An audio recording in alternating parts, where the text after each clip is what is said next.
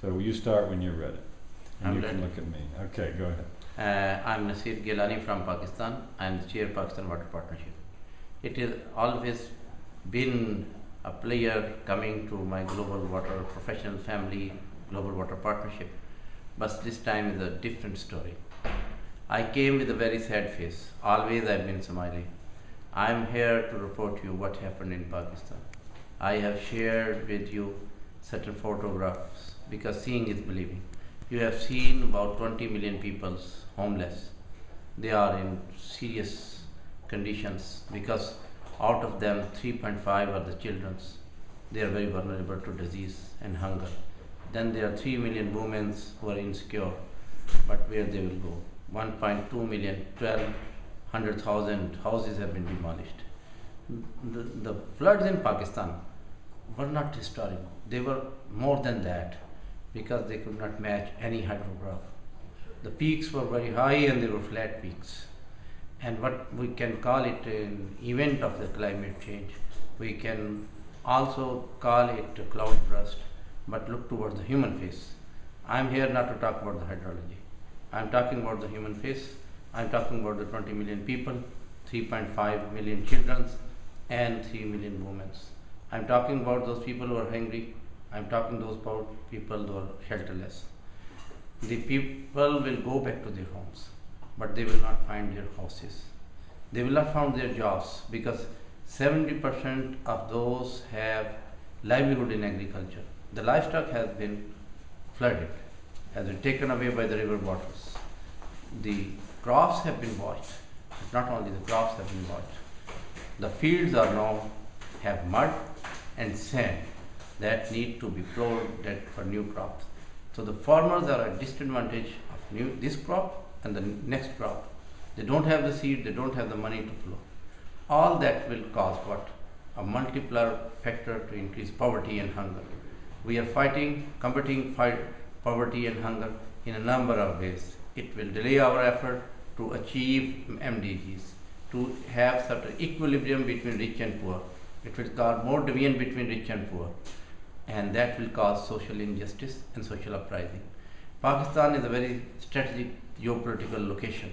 We have all around threats of instability, and we cannot afford 20 million more people who are dissatisfied. The government is trying and putting all resources to rehabilitate these people, to incorporate these people into normal social channels so that these people contribute to humanity, to them, their families, and to society, the country, and to the globe. We do not want these people to become available to those who are unsocial, who are not pro-human, who can use them against humanity. We would like that all the world should help in this noble cause. This is time of crisis.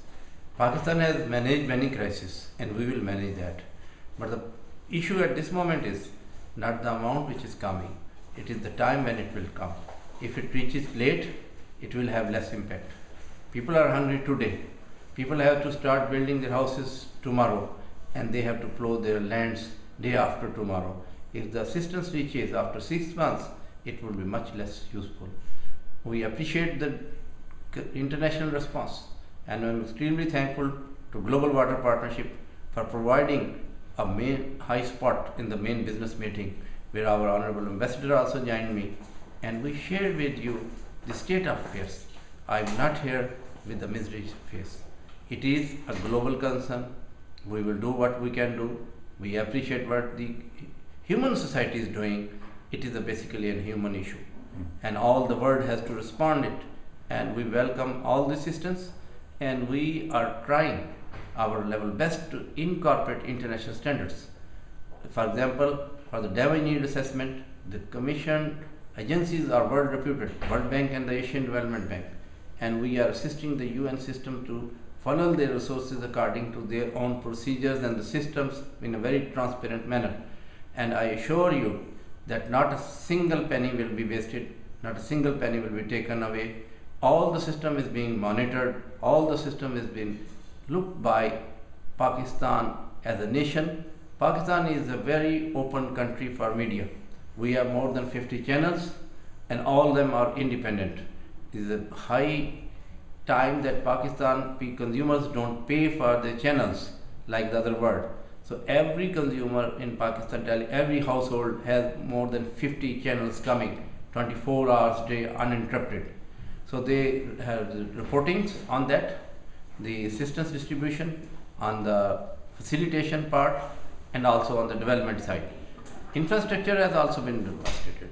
Social infrastructure has gone. Schools are no more there, where the children will go and study. The hospitals are not there. So an urgent need is also for medical cover, because health and sanitation, water and sanitation will not be available according to the quality standards. So waterborne diseases are likely to be there, like diarrhea, like malaria and others. We will try to make every facility available to our persons, including medical cover, including medicines, including availability of the doctors, and also at times we will like that we build that social infrastructure like hospital and the schools also. As for the infrastructure towards the roads are concerned, as about more than 4,000 kilometer roads are gone, because the flood was spread in 1,800 kilometers, and devastation was with the speed and magnitude of over 1 million cubic water running at a time at one place. That is a huge. You can visualize the magnitude. The industry was flowing 95 kilometers wide, and that cost about 8.4 million acres of land without crops, and left no house on that area stand. As far as the losses are concerned, they are part of economy and we will recover. I am here to share with the water professionals to develop new science, because the ordinary science, the earlier science we learned when we were studying here and there in US and UK and others, has changed totally. The science is a variable. Has come that the water science has to be rebuilt. I am also thankful to the former chair of tech of GWP Pakistan for announcing a support on technical side to find out what we can do. Pakistan Water Partnership is trying on its own in 2 dimensions. One was rescue and relief. Our volunteers worked on Thata, in Nara and DI Khan.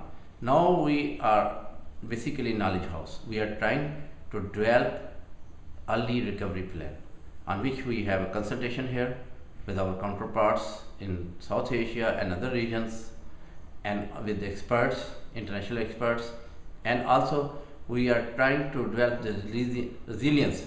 Resilience is very important, because we will like to tell people what are the hazardous areas, what are the hazardous maps, what is the degree of hazard, and how risk could be reduced, and way outs, and certain warning systems, and people should know where to move, what are the safe havens and the routes, and this can reduce the deaths considerably and damage to the property partly.